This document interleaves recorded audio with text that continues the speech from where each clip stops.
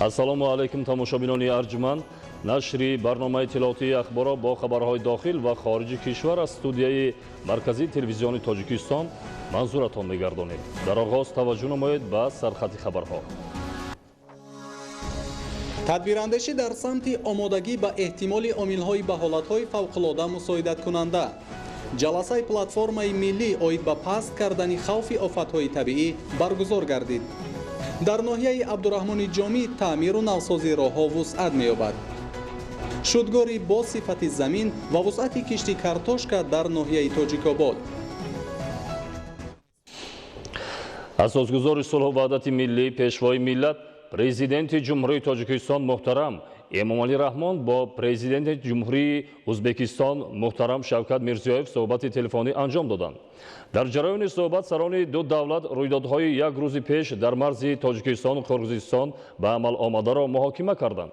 Пешвои миллат ба Президенти Ҷумҳурии Узбекистон дар бораи чораҳои андешидаи ҷониби Тоҷикистон дар самти рафъи ташаннуҷ дар хатти сарҳад ва ҳалли вазъ бо роҳҳои дипломатӣ маълумот доданд. зимни суҳбат инчунин баъзе ҷанбаҳои муносибатҳои дӯстӣ ва робитаҳои Тоҷикистону Узбекистон баррасӣ шуда оид ба масъалаҳои мубрами рӯзномаи ҳамкории байналмилалӣ ва минтақавии мубодилаи афкор сурат гирифт. комиссияҳое ки бо ташаббуси ҳукуматҳои ҷумҳурии Тоҷикистон ва ҷумҳурии Қирғизистон оид ба ҳалли низои мусаллаҳонаи 29 апрели соли 2021 дар минтақаҳои наздисарҳадӣ рух дода таъсис ёфтанд, сабабҳо ва оқибатҳои ҳодисаро муҳокима намуда ба мувофиқа расиданд ки даргириҳои мусаллаҳона қатъ карда шавад. ҳайати шахсӣ ва техникаи ҳарбӣ ба минтақаҳои ҷойгиршавии доимӣ баргардонда шуда барои роҳ надодан ба ташаннуҷи вазъият чора андешанд. гурӯҳи кории муштараки Тоҷикистону Қирғизистон аз ҳисоби кормандони мақомоти ҳифзи ҳуқуқ ва мақомоти иҷроия барои татбиқи пурраи тадбирҳои пешбинишуда ва фароҳам овардани шароити мувофиқи мӯътадил баҳри раванди музокироти судманд барои ду халқ ва давлати дӯст ташкил карда шавад. вобаста ба ин аз тамоми шаҳрвандони мамлакат эҳтиромона даъват ба амал оварда мешавад ки дар масъалаҳои марзӣ ба ҳар гуна хабарҳои беасосу иғвоангез бовар накарда ба иттилои расмии манбаъҳои боэътимоди мақомоти давлатӣ такя намоянд. идомаи ахбор. имрӯз дар шаҳри Душанбе ҷаласаи платформаи миллӣ оид ба паст кардани хавфи офатҳои табиӣ баргузор гардид. дар ҷаласа як зумра масъалаҳо аз ҷумла лоиҳаҳои барномаҳои миёна муҳлат ва барномаи давлатии корҳои соҳилмустаҳкамкунӣ барои солҳои 2018-2022 ва ғайра мавриди таҳлилу баррасии иштирокчиён қарор дода шуданд. гузориши хуршедаи наҷмиддин. имрӯз дар шаҳри Душанбе ҷаласаи платформаи миллӣ оид ба паст кардани хавфи офатҳои табиӣ баргузор гардид. дар ҷаласаи мазкур роҳбарони вазорати идораҳо, намояндагони созмонҳои байналмилалии муқимии Тоҷикистон ки нозирони платформаи миллӣ мебошанд иштирок намуданд. аз ҷониби ҳукумати ҷумҳурии Тоҷикистон пайваста тамоми саъю кӯшиш карда мешавад ҷиҳати пешгирӣ ва рафъи оқибатҳои табиӣ ва махсусан бояд зикр намуд ки яке аз вазифаҳои аввалиндараҷаи кумитаи ҳолатҳои фавқулода ин бурдани корҳои ҳамоҳангсозӣ байни вазорати идораҳо мебошад ва дар ин ҷода бояд қайд намуд ки ҳамоиш дар як сол ду маротиба баргузор мегардад ва ин аввалин ҳамоиш аст ва он вазифагузорие ки имрӯз шуд миёни вазорати идораҳо имконият медиҳанд ки боз ҳам шумораҳое ки эҳтимоли рух додани ҳодисаҳои табиӣ дар ҳудуди мамлакати мо зиёд аст кам карда шавад. бояд ёдовар шуд ки платформаи миллӣ оид ба паст кардани хавфи офатҳои табиӣ бо қарори ҳукумати ҷумҳурии Тоҷикистон аз 1 марти соли 2012 қабул карда шудааст. дар рафти ҷаласа оид ба рафти корҳои пешгирикунанда, пешгирии бемориҳои ниҳоят хавфноки сироятӣ дар ҷумҳурии Тоҷикистон аз ҷумла полимилит ва COVID-19 ва раванди эмкунонӣ, фаъолияти низоми мониторинг ва пешгӯии равандҳои гидрометеорологӣ, ташкили мушоҳидаҳои аэровизуалӣ дар ҷумҳурӣ, рафти иҷрои барномаи давлатии корҳои соҳилмустаҳкамкунӣ барои солҳои 2018-2022, иттилоотнокии аҳолӣ ҷиҳати омодагӣ ба офатҳои табиӣ ба воситаи телевизион ва радио, иҷрои тавсияҳои барномаи холабии сенади вобаста ба бехатарии мактабҳо дар ҷумҳурии Тоҷикистон, таъмини бехатарии ҳаракат дар шоҳроҳҳои самти Душанбе, Хорох, Қулман барнома душанбе чаноқ ба ҳамкориҳои байналмилалӣ дар самти пешгирӣ ва рафъи ҳодисаҳои табиӣ зимни баромади иштироккунандагон баррасӣ гардиданд. Дар охири ҷаласа байни аъзоён ва иштирокчиёни ҷаласаи мазкур оид ба истифодаи самараноки маблағҳое ки ҳукумати ҷумҳурии Тоҷикистон барои коҳиш додани хавфи офатҳои табиӣ ҷудо кардааст мубодилаи афкор сурат гирифт. Хуршедаи Наҷмиддин, Қобили Ҷурахон, Убайдуллои Саидвали, Душанбе, Ахбор. муассисаи давлатии нигоҳдории роҳҳои автомобилгарди ноҳияи Абдураҳмони Ҷомӣ соли 2020 дар 45,5 километр роҳҳои аҳамияти ҷумҳуриявӣ дошта таъмири ҷориро анҷом дода қисмати дигари роҳро аз нав бунёд карданд. Бо фарорасидани мавсими гармо барои таъмири роҳҳои маҳаллӣ маблағҳо ҷудо гардида корҳои бунёду навсозӣ дар самти роҳу коммуникатсия вусъат дода мешавад. гузориши хабарнигорони мо аз ноҳияи Абдураҳмони Ҷомӣ. беҳтар намудани вазъи роҳу коммуникатсия махсусан роҳҳои сатҳи маҳал аз дастгириҳои молиявии мақомоти иҷроия марбутӣ дорад. Дар ноҳияи Абдураҳмони Ҷомӣ барои таъмири ҷории роҳҳои ҳудуди маҳаллаҳо аз ҳисоби бюҷети давлатӣ наздик ба 50,000 сомонӣ ҷудо гардида мутахассисони муассисаи давлатии нигаҳдории роҳҳои автомобилгард ба беҳтар кардани вазъи роҳҳо шурӯъ намуданд. соли гузашта бо дастгирии Вазорати нақлиёти Ҷумҳурии Тоҷикистон роҳи харобу фарсудаи деҳаи Чорбоғ ба таври яклухт таъмир карда шуда акнун дар ҳудуди деҳоти Дӯстӣ таъмири ҷориро оғоз бахшиданд. 25 километр роҳи аҳамияти маҳаллӣ доштаро аз таъмири ҷорӣ баровардем. Инчунин дар деҳаи Чорбоғ ҳам қариб 550 метр асфалт яклух ҳамкорӣ бо соҳибкорон корро иҷро намудаем. ин сол бошад аллакайна аз аввали сол мо то ба имрӯз бо дастгири вазорати бевосита вазорати нақлиёти ҷумҳурии Тоҷикистон ҳама маблағ сари вақт гирифта шуд ва 10 тонна мӯи моеъ ба мо дастгир карда шуд ки мо ба мӯи моеъ омехтаи сиёҳ тайёр кардем ва дар роҳи ҷумҳуриявӣ аҳамияти ҷумҳурӣ дошта яке ҷомеи Қизилқалъа ва рӯдакии он ҷомеи олӣ хеле корҳои таъмири ҷориро ба анҷом расониданем. боз инчунин қайд карданем ки бо дастгири мақомоти иҷроии ҳокимияти давлатии ноҳияи Абдураҳмони Ҷомӣ 50 тонна муми гарм ба мо дастгирӣ шуд ки мо ҳамиро дар роҳҳои автомобилгарди аҳамияти ҷумҳурӣ дошта истифода бурдаем. барои бунёди роҳ ва беҳтар кардани инфраструктури маҳал мутахассисони муассисаи давлатии нигаҳдории роҳҳои автомобилгард дар ноҳияи Абдураҳмони Ҷомӣ имконоти мавҷударо истифода мебаранд. бо дастгирии Вазорати нақлиёти Ҷумҳурии Тоҷикистон ва муассисаи минтақавии хатлонроҳ ба муассиса беш аз 50 тонна омехтаи сиёҳ таъмин карда шудааст ки дар беҳтар шудани сифати роҳҳо ва хизматрасонии воситаҳои нақлиёт мусоидати фаъол хоҳанд кард. вазъияти роҳи мо хай пештар камтар қийтар буд. ҳозир нағзай ина бачаҳо аз корхона омада таъмир карда шуданд. бо гарм шудани ҳаво мутахассисони соҳа иқдом гирифтанд ки ба истиқболи 30-солагии истиқлолияти давлатии ҷумҳурии Тоҷикистон роҳҳои ҳудуди маҳаллу деҳоти ноҳияро навсозӣ карда ҷашни арзандаи миллиро бо дастовардҳои беҳтарин истиқбол бигиранд. ба истиқболи ҷашни 30-солагии истиқлоли давлатии ҷумҳурии Тоҷикистон дар ноҳияи Ванҷи вилояти мухтари Кӯҳистони Бадахшон тадбирҳои ободонӣ ва бунёдкорӣ вусъат меёбад. дар ҳамин замина ва бо мақсади беҳтар намудани кору хизматрасонӣ дар соҳаи маориф сохтмони бинои шӯъбаи маорифи ноҳия идома дорад. гузориши ҳамкорони мо.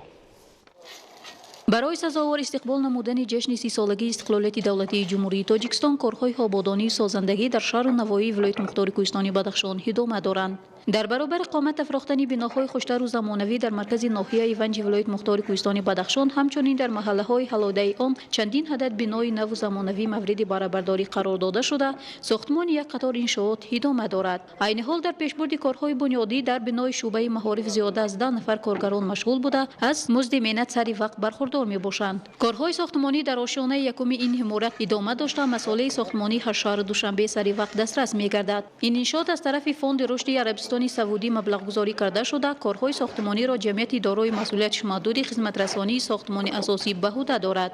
дар баробари дигар шаҳру ноҳияҳои вилояти мухтари Кӯҳистони Бадахшон бахшида ба 30-солагии истиқлолияти ҷумҳурии Тоҷикистон дар ноҳияи Ванҷам як қатор сохтмонҳои иншоотҳо ба нақша гирифта шуданд.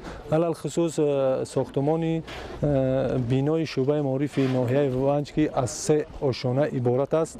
сохтмон дар як шукӯҳ шаҳома идома дорад. мо ҳамчун кормандони шӯъбаи маорифи ноҳияи Ванҷ тасмим мегирем ки мин баъд кору фаъолиятамонро дар биноҳои навӣ ки дар даврони соҳибистиқлолӣ сохта шудаанд ба роҳ монему дар пешбурди ватани азизамон саҳми арзанда гузорем. бинокорон ба корҳои ҳарматурбандӣ ва хишчинӣ дар ошёнаи якум сару кор дошта таъминоти сари вақтии сохтмон ва масъолаи лозимӣ итминон мебахшад то корҳои бунёдӣ мутобиқи реҷаи муайяншуда ба итмом расонида шаванд. мавриди баробардорӣ қарор гирифтани ин бино тӯҳфаи ҳарзанда хоҳад буд. барои маҳорифчиёни ноҳия дар рӯзҳои тантанаҳои то ҷашни 30-солагии истиқлолияти давлатии ҷумҳурии Тоҷикистон.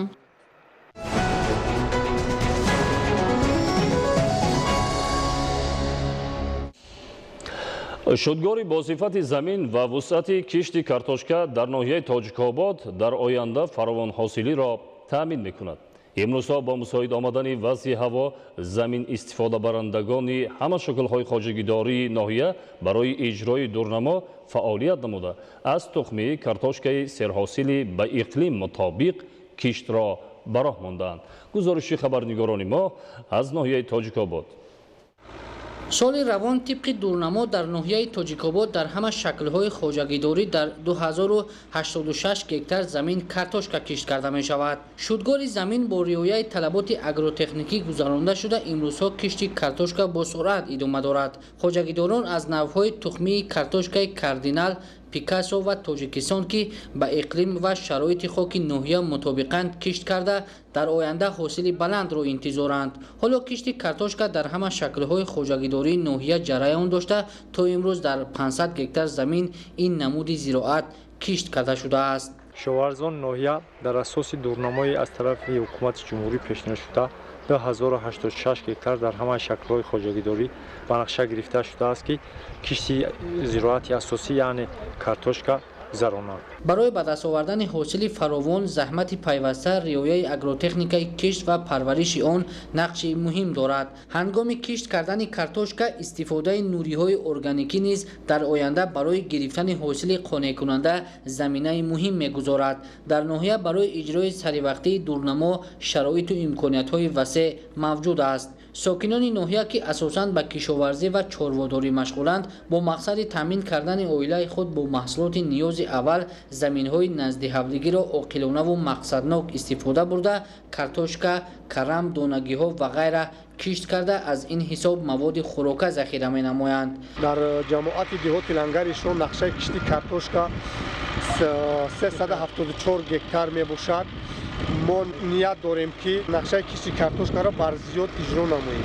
кишоварзони ноҳияи Тоҷикобод бо маданияти баланди заминдорӣ ҳар қитъа замини корамро самаранок истифода бурда дар таъмини амнияти озуқавории мамлакат саҳми назаррас мегузоранд. нуриддини Қурбон, Баҳриддини Исмониддин, Фирӯзи Мусо аз ноҳияи Тоҷикобод барои барномаи ахбор. идомаи ахбор. дар ноҳияи шаҳри нав ба истиқболи 110-солагии Мирзо Турсунзода чорабинӣ баргузор гардид.